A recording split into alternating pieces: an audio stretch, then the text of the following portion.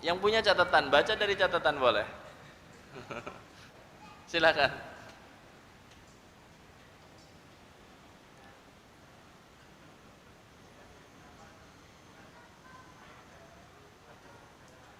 Air, kemudian ditambahkan 7 lembar daun bidara. Terus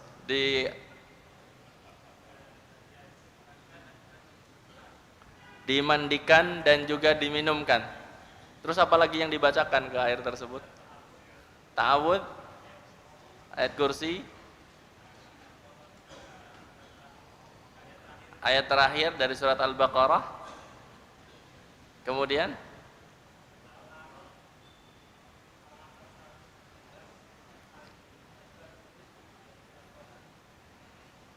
betul, insyaallah. Silakan diantarkan. Ini yang telah kita kaji pada kesempatan yang telah lalu. Semoga apa yang telah kita pelajari mendatangkan manfaat bagi kita semuanya. Amin ya rabbal alamin. Pada kesempatan kajian kita malam ini insyaallah yang akan kita bahas adalah tentang beberapa hal yang dikategorikan sebagai sihir. Jadi pada bab yang ke-21 tentang beberapa perkara yang dikategorikan sebagai sihir. Karena apa? Karena sebabnya yang samar, efeknya sama seperti efek daripada sihir. Jamaah sekalian rahimani wa rahimakumullah, sebagaimana telah kita kaji di kesempatan yang lalu, bahwasannya yang namanya sihir adalah segala sesuatu yang terjadi yang sebabnya itu apa? Samar, sebabnya tidak jelas. Maka dikarenakan artian yang semacam ini, segala sesuatu yang memenuhi kriteria tersebut dikatakan sebagai sihir. Jadi apa saja yang kriteria yang tadi kita sebutkan sebabnya samar, maka dikatakan sebagai sihir.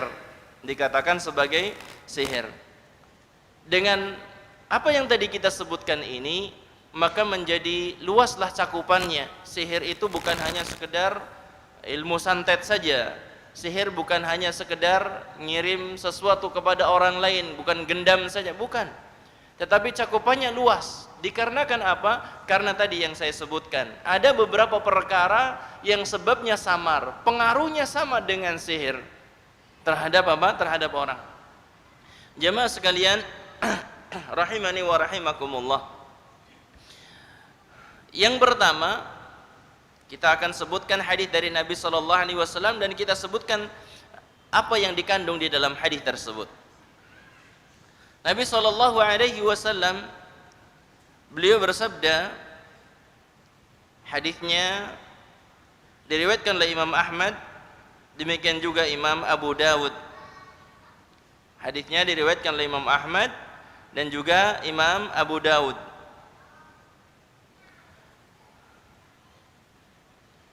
Nabi sallallahu alaihi wasallam beliau bersabda, "Innal 'iyafata wat-tarqa wat-tiyarata minal jibti." Kata Nabi sallallahu alaihi wasallam, "Innal 'iyafah", sesungguhnya 'iyafah. Yang pertama istilahnya namanya 'iyafah. Wat-tarqa, at-tarq yang kedua, wat-tiyarah yang ketiga itu tiarah, minal jibti, termasuk sihir.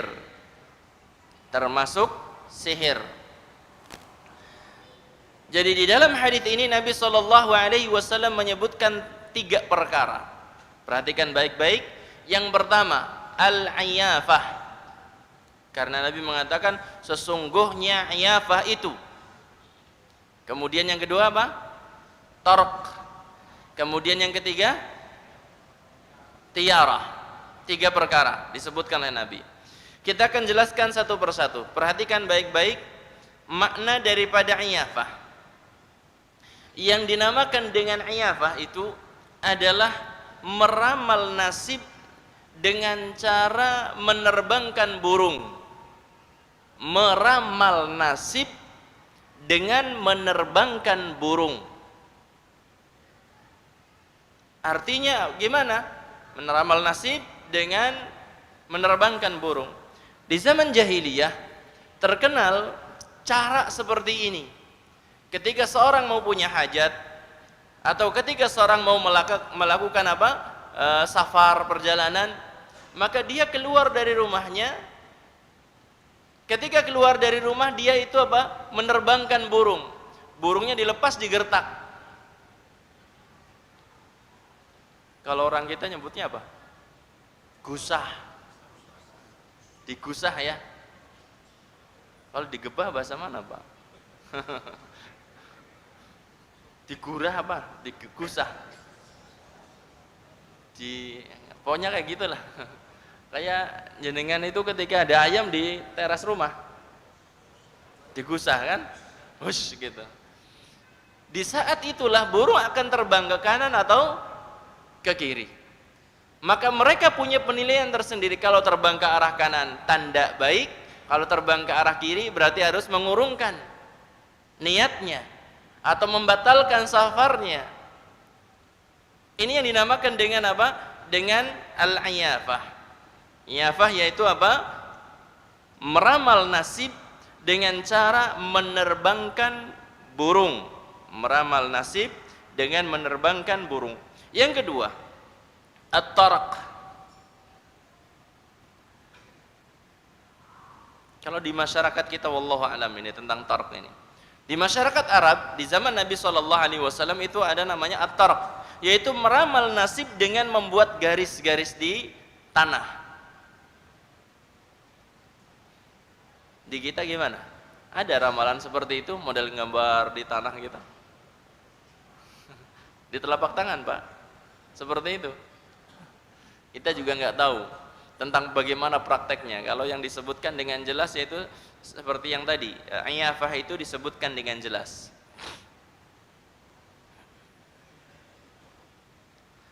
Adapun yang dimaksudkan dengan tiarah yang ketiga, at-tiarah. Tiarah itu adalah menganggap sial setelah melihat atau mendengar sesuatu yang tidak menyenangkan. Menganggap sial setelah melihat atau mendengarkan sesuatu yang tidak menyenangkan. Kalau di kita yang dikategorikan sebagai tiarah ini, ketika seorang keluar rumah pakai kendaraan kemudian nabrak apa? Kucing.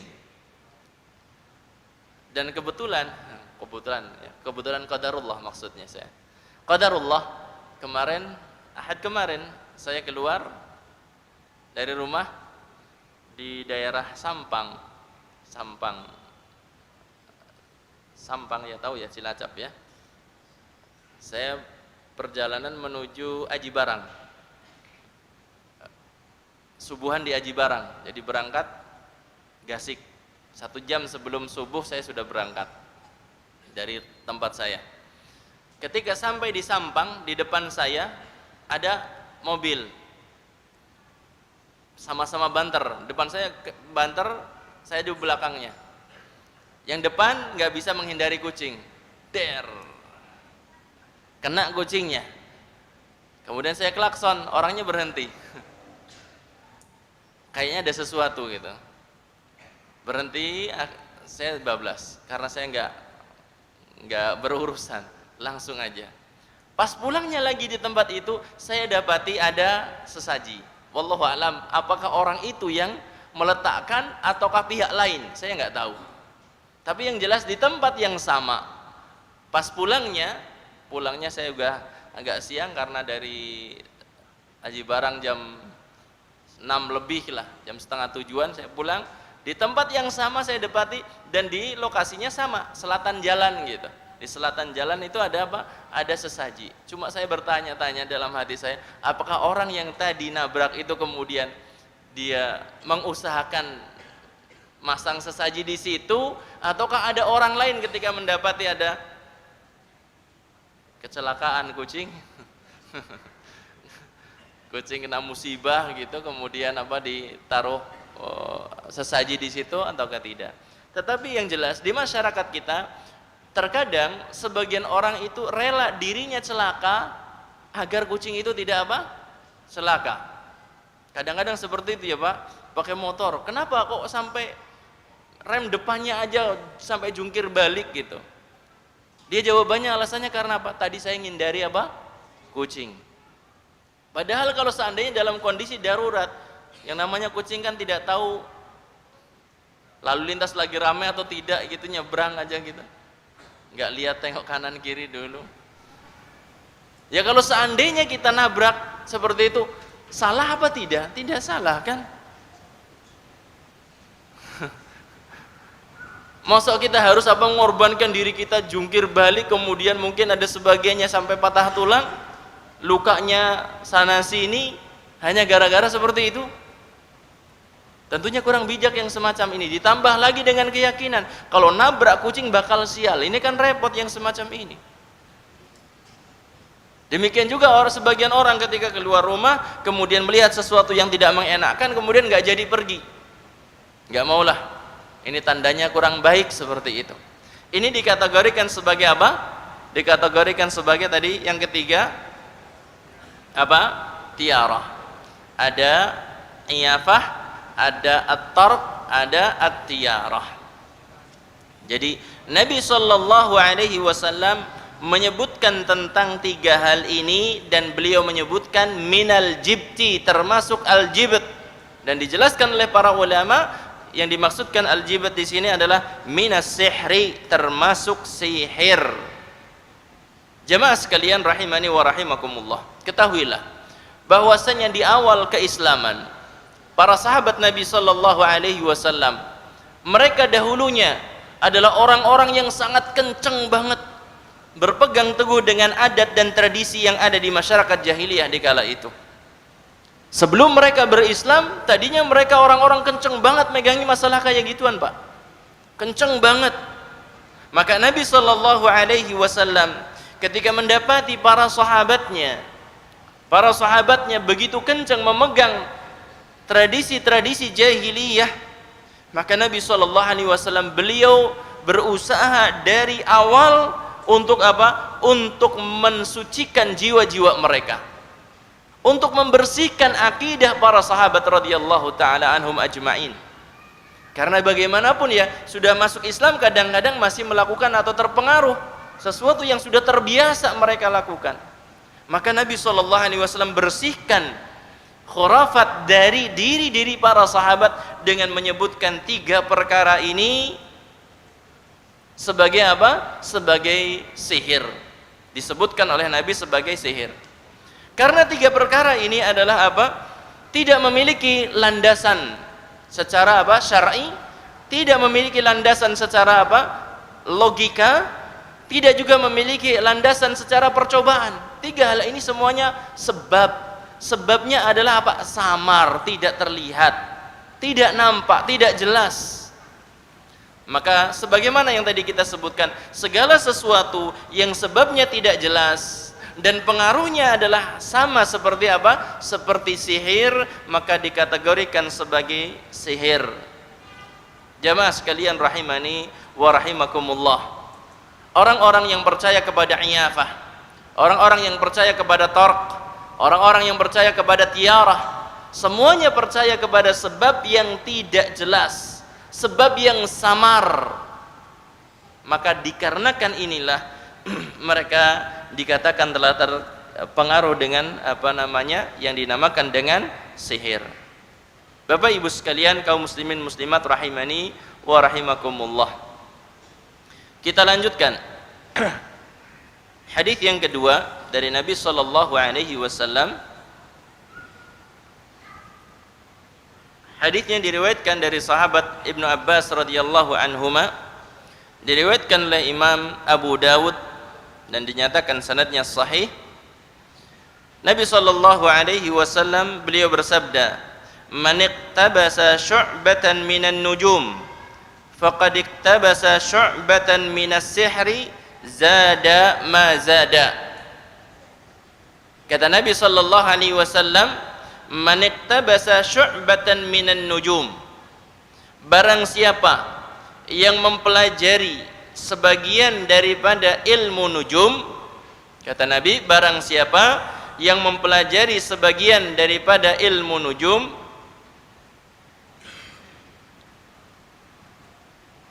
beliau sallallahu alaihi wasallam menyatakan, faqad iktabasa syu'batan minas sihri, maka dia itu telah mempelajari sebagian ilmu sihir. Siapa yang belajar ilmu nujum, maka dia telah mempelajari sebagian daripada sihir. Zada ma zada, semakin bertambah yang dia pelajari, semakin besar pula dosanya. Semakin bertambah dia belajar ilmu nujum tersebut, maka semakin besar dosanya. Jamaah sekalian rahimani wa rahimakumullah, ketahuilah bahwasanya yang dinamakan dengan ilmu nujum itu ada dua macam. Ilmu nujum disebutkan oleh para ulama ada dua macam. Yang pertama, ilmu nujum yang disebutkan ilmu taisir. Ilmu taisir, ilmu nujum tetapi disebutkan sebagai ilmu taisir.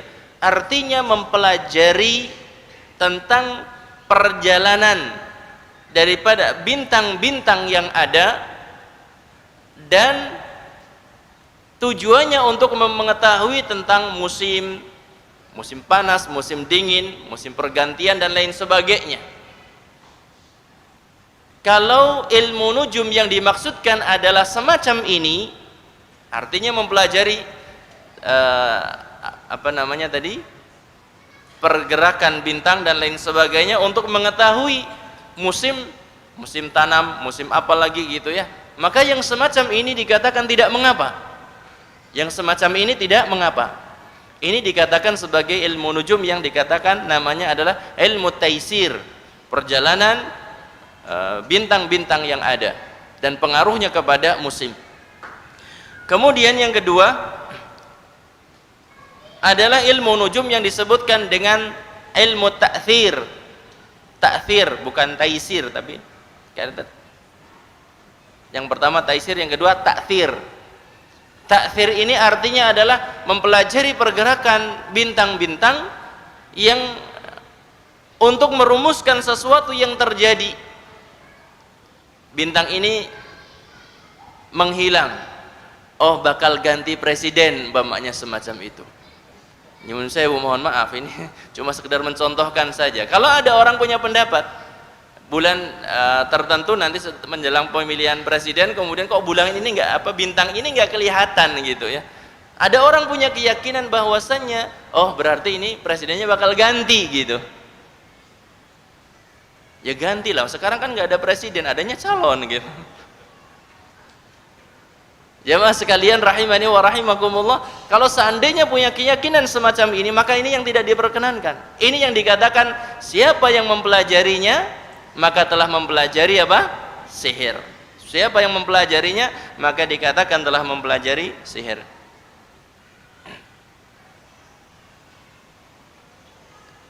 Jadi ini dua macam daripada ilmu nujum. Yang pertama tadi apa namanya? Taisir. Yang kedua ta'thir. Yang boleh yang mana? Yang taisir. Jamaah sekalian rahimani wa rahimakumullah, ilmu nujum dikatakan sebagai ilmu sihir. Kenapa sebabnya? Karena tidak ada hakikatnya. Tidak ada hakikatnya. Pergerakan di tahun ini akan lahir seorang tokoh mendunia umpamanya semacam itu. Maka yang semacam ini tidak ada buktinya. Tidak ada buktinya sama sekali. Jamaah sekalian rahimani wa rahimakumullah, ketahuilah bahwa kecuali Allah Subhanahu wa taala saja. Maka Nabi sallallahu alaihi wasallam, beliau sallallahu alaihi wasallam membatalkan setiap usaha dari manusia untuk apa? Mengetahui perkara gaib, untuk mengetahui rahasia Allah Subhanahu wa taala. Nabi SAW batalkan hal itu dengan cara beliau mengatakan bahwasannya siapa yang berusaha untuk mempelajari ilmu nujum maka dia telah melakukan sihir, perkara yang menjadi kekufuran yang sangat jelas mempelajari sihir tersebut. Maka jamaah sekalian rahimani wa rahimakumullah, kita benar-benar harus waspada kepada hal yang semacam ini. Dan apa yang ada di masyarakat kita terkait dengan ramalan bintang itu, inilah yang dimaksudkan. Yang dilarang di sini yang ramalan bintang seperti itu. Bapak-bapak, ibu-ibu yang punya anak yang sedang memasuki usia dewasa, usia remaja, yang sedang pengen banyak tahu tentang hidup, maka ajari tentang akidah, bentengi anak-anak jenengan. Jangan sampai anak-anak jenengan kemudian apa? Sudah meyakini hal yang semacam itu. Bintangnya tanggal lahirnya sekian sampai tanggal sekian, sampai bulan ini tanggal sekian. Bintangnya sebutkan bintang tertentu. Nanti kalau baca langsung terpengaruh banget. Oh, ini masalah perekonomian lagi kuat ini. Cair ini duit nih. Langsung semangat banget. Ini nggak boleh semacam ini. Dan dustanya sangat jelas. Pernahkah di situ disebutkan akan celaka? Pernahkah disebutkan bintang ini bulan ini bakal ruwet? Masalah. Ada seperti itu. Ini menunjukkan bahwasanya dia itu dusta. Jelas banget dustanya. Karena yang namanya kehidupan manusia itu adalah apa? Kadang di atas, kadang di bawah. Apakah ada orang hidupnya nyaman terus, enak terus? Mungkin kalau dilihat iya. Jenengan Pak mungkin lihat orang lain kok mas kepenak teman uripe gitu ya. Orang pernah orang tanah repot golek duit gitu, lihat orang lain masya Allah. Tetapi sebenarnya hakikatnya mereka itu yang rasa, yang jalani itu yang rasa.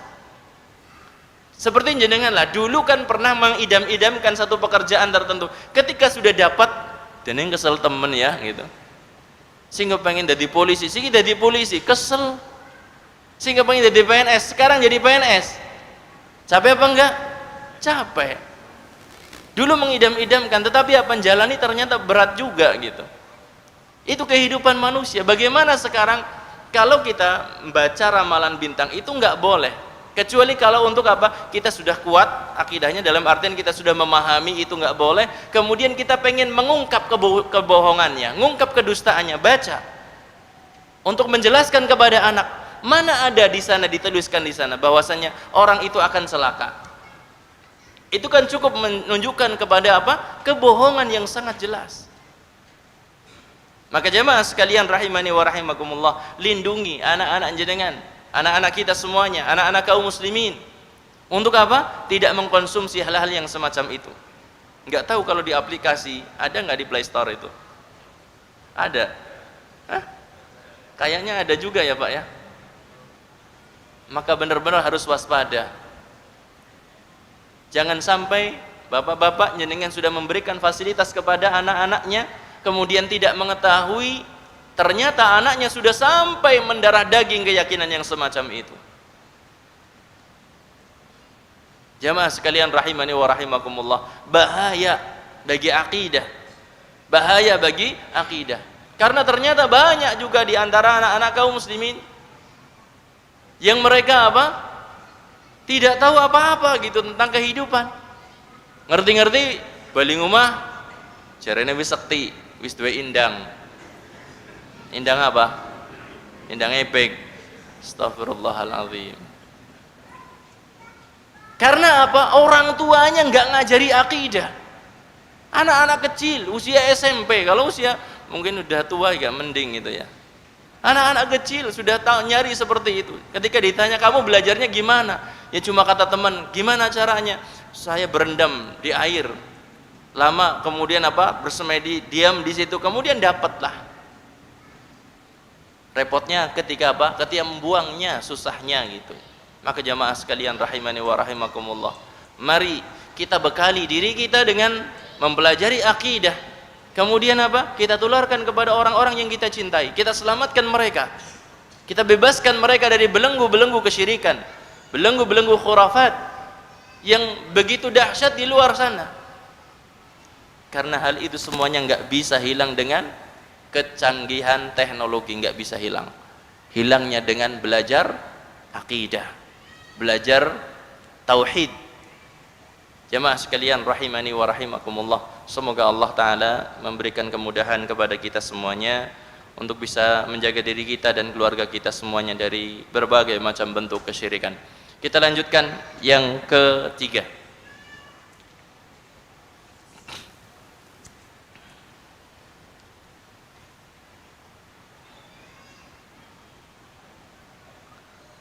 Hal ketiga yang dikategorikan sebagai sihir adalah an-namimah.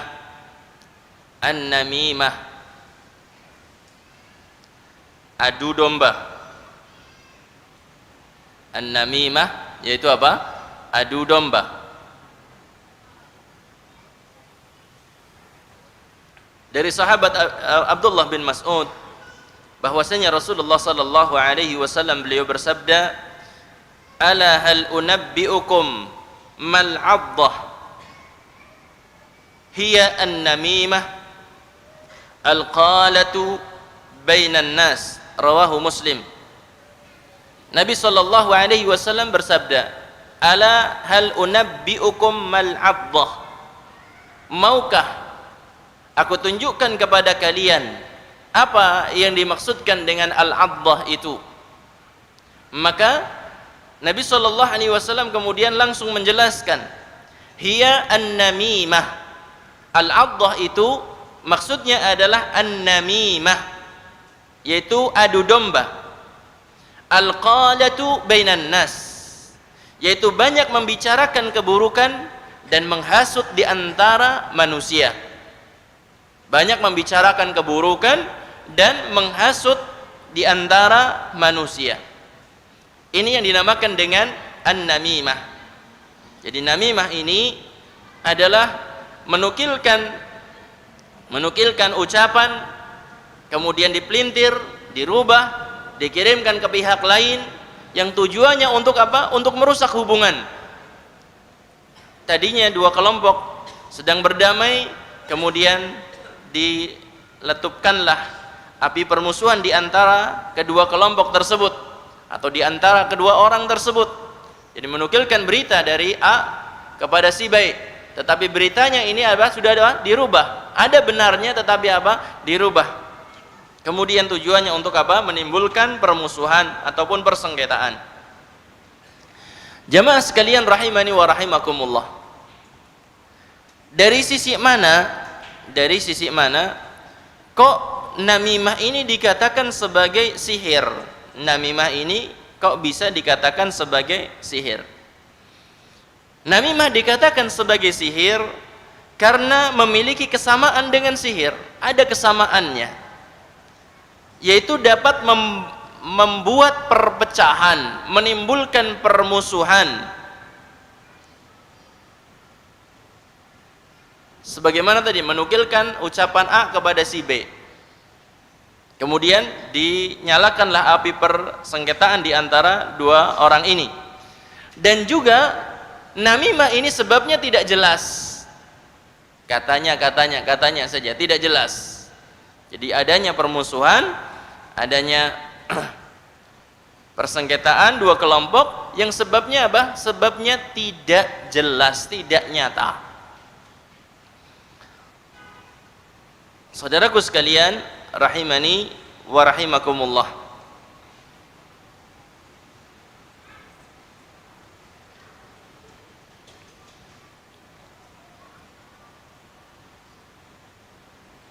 kita lanjutkan yang keempat.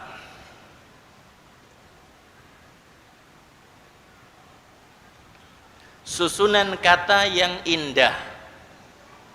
Susunan kata yang indah juga bisa dikatakan sebagai sihir. Dalam sebuah hadis yang diriwayatkan oleh Imam Al-Bukhari dan juga Imam Muslim dari Abdullah bin Umar radhiyallahu anhuma, bahwasanya Rasulullah sallallahu alaihi wasallam beliau bersabda, inna minal bayani la sihra, sesungguhnya di antara susunan kata yang indah terdapat apa yang disebut sihir. Jadi kata-kata yang indah disusun secara sedemikian rupa, kemudian apa,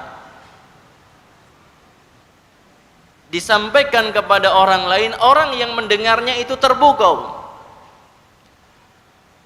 Jadi susunan kata tersebut bisa mensihir orang, padahal dia tidak melakukan sihir. Kan betapa seringnya orang apa, terpukau dengan ucapan seorang sales, ya, ngomong dengan berbagai macam sampai berbusa-busa gitu, akhirnya beli juga gitu. Padahal dari pertama, waspada nih, seragamannya seragam sales ya. Udah kelihatan bahwa barangnya kelihatan seperti itu, kemudian apa, mulai ngomong. Tadinya enggak, penasaran juga, nyoba akhirnya gitu. Dan ini banyak sekali yang semacam ini. Demikian juga seorang yang mungkin memberikan rayuan kepada apa? Kepada lawan jenisnya untuk apa? Untuk menikah. Jangannya orang pintar ngomong, jangannya orang bakal sida nikah rokai. Kadang-kadang seperti itu ada orang katakan. Karena apa? Dia pintar ngomong. Terus ngomong menjelaskan tentang apa? Kebaikannya dan lain sebagainya. Jamaah sekalian rahimani wa rahimakumullah. Jadi susunan kata yang indah tadi disamakan dengan sihir. Kenapa? Karena ada pengaruhnya kepada jiwa yang sangat jelas. Coba saja ketika jenengan mendengarkan satu khutbahnya ini memang singa podium gitu, hebat, memukau banget. Kan jenengan terpengaruh, semangat berapi-api, meskipun setelah keluar dari khutbah sudah selesai lagi semangatnya gitu. Betapa banyak orang ketika mendengarkan khutbah, Masya Allah, sudah janji dalam hatinya, Masya Allah nanti saya akan ngapal Quran, keluar ya sudah lupa gitu. Karena apa? Hebatnya sing pembicara gitu, yang berbicara di mimbar itu hebat, yang ngisi kajian hebat banget, sehingga orang punya semangat tadinya. Tapi karena apa? Semangatnya di situ saja, akhirnya ya sudah lupa lagi gitu. Jamaah sekalian rahimani wa rahimakumullah. Jadi dari sisi itulah dikatakan bahwasanya apa? Ucapan atau kata-kata yang tersusun dengan rapi, dengan indah dikatakan sebagai sihir. Karena apa? Karena terkadang yang batil jadi benar, yang benar jadi batil. Karena apa? Karena kata-kata yang begitu memukau. Kata-kata yang begitu memukau, yang tadinya yang racun, nggak mungkin ada orang mau minum, dirayu, akhirnya apa? Mau juga minum racun gitu. Madu yang sangat bermanfaat bagi tubuh manusia, ditakut-takuti, akhirnya apa? Nggak mau konsumsi madu. Karena apa? Saking pinternya yang ngomong tadi. Jadi efeknya benar-benar seperti sihir.